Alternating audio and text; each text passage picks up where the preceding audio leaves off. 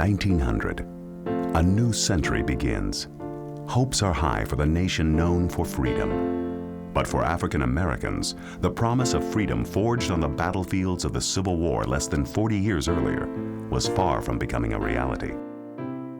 Jim Crow was taking effect throughout the nation, particularly in the South, and it was a very dark time, perhaps the darkest time in America's racial history. At the same time, though, African Americans were figuring out how to create institutions that would enable them to survive in this hostile environment. They were carving out areas of safe haven for themselves. This is about the time where Rayford Logan, a famous historian from Howard University, called it the nadir of black life in America, the lowest point. This is a time that segregation is being legalized throughout the South. Blacks are being segregated in their public facilities, are losing the right to vote. Many of them are losing their land. It is a really bad time. And right before the turn of the 20th century marks the rise of a man named Booker T. Washington. Booker T. Washington was a self-made man. He was born a slave. He taught himself how to read. He ended up going to Hampton Institute. He became determined to lift up his people, the Southern black people. He saw that the Southern whites were getting more and more agitated about race. He also saw that in the North, those sympathetic to the race issue were more concerned about uniting white America, North and South, and at long last heal those scars still left over from the Civil War. With this in mind, Booker T. Washington devised a plan. He believed that in order for blacks to raise up, that they needed to basically consolidate themselves. They needed to learn how to become self-sufficient, because he didn't believe that at this particular time anyway, blacks and whites were going to be able to live together in an integrated kind of fashion, which some people had somewhat been arguing. Most people weren't. And white Southerners were proving themselves dead set against this. In 1895, Booker T. Washington became the first president of Tuskegee Institute, which was a school designed to teach blacks about becoming economically self-sufficient.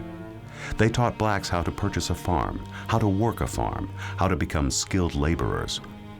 That same year, Booker T. Washington was invited to speak at Negro Day at the Atlanta Cotton Exposition, addressing a mixed crowd of blacks and whites. The speech became known to some as the Atlanta Compromise. What he basically said there was that blacks need to focus their attention on becoming economically self-sufficient, learning a trade, learning how to use their hands and their minds to get ahead, to own their own piece of the world. That blacks should not endeavor to integrate or become politically active, because all that was going to do was cause agitation between the races.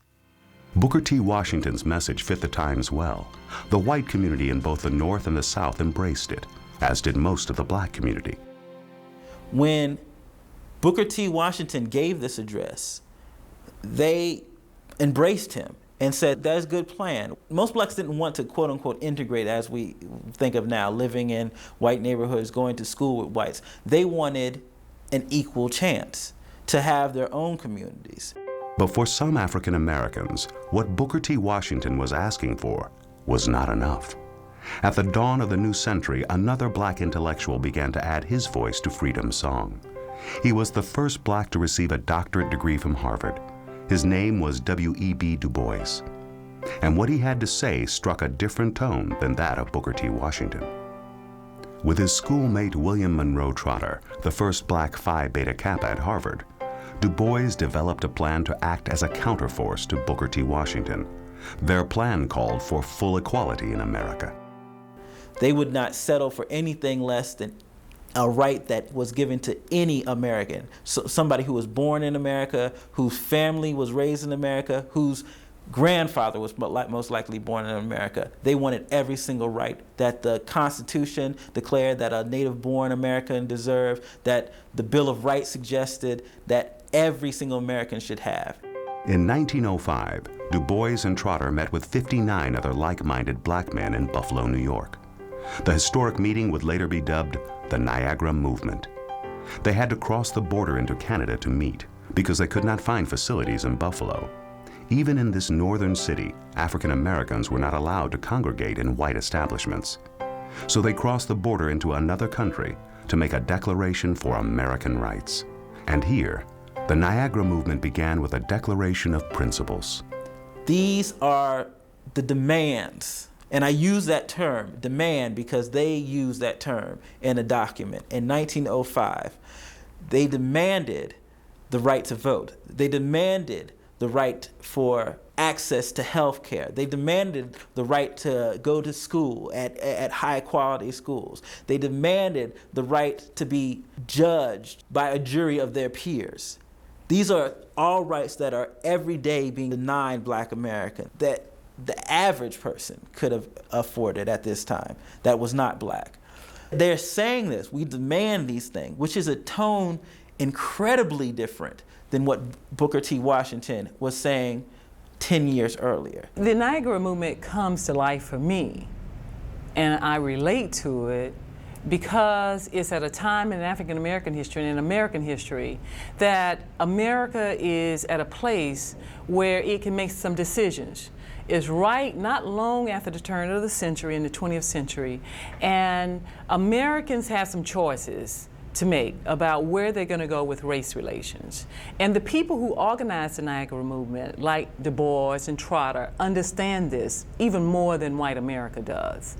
And what they do is they see America in trauma, really. We are at a place where there are riots everywhere, that Blacks are being lynched throughout the South, men and women, and they have had enough of it, but they want to move in a more peaceful way. They don't want to, start a revolution, so to speak, but they do want America, and especially Blacks in America, to understand that we are at a point in history we're going to have to draw the line. And so what the Niagara Movement does is to say we have to speak up with our voices loud to say enough is enough, America. The next year, the Niagara Movement chose to meet in Harper's Ferry, West Virginia, to commemorate the 100th birthday of abolitionist John Brown, who had said that the only way the South would relent of its slavery tradition was through the edge of the sword, predicting that there would be a civil war years before it happened. This time, the Niagara Movement opened its doors to not just Black men, but Black women and white men and women. The movement continued to meet over the next 3 years, but without the support of the most famous and powerful African American of the day, Booker T. Washington, the Niagara Movement began to break down. By 1909, W.E.B. Du Bois was ready to form his own organization, destined to become a major force in the 20th century, the NAACP, the National Association for the Advancement of Colored People. But it was the Niagara Movement that set the tone for a century of struggle and sounded the first chords of freedom's song. Most Americans may have never heard of the Niagara Movement, but its spirit has influenced every single Black movement throughout the 20th century. I don't think the importance of the Niagara Movement can be overstated in any way. One, it certainly reflects the coming together of Black people to seek solutions to their own problems. It also reflects that both men and women are involved in the leadership of attempting to address these issues, and as well that this was an interracial, if not multiracial, effort, that both Blacks and whites, men and women, were coming together to address these issues. The Niagara Movement speaks to me as a Black American, as a woman, as an American. In fact, it speaks to me as a global citizen, understanding that it takes courage, it takes understanding and knowledge, but most of all, it takes the need to persevere, to keep doing what is right and what is just. This movement was really the beginnings of an organized social justice movement that started in 1905 and has not ended in America. 100 years after the Niagara Movement met in 1905, the Association for the Study of African American Life and History held their annual conference in Buffalo, New York, to commemorate the event. This time, they didn't have to cross over into another country. They walked right into the front door of the Buffalo Hyatt Regency Hotel.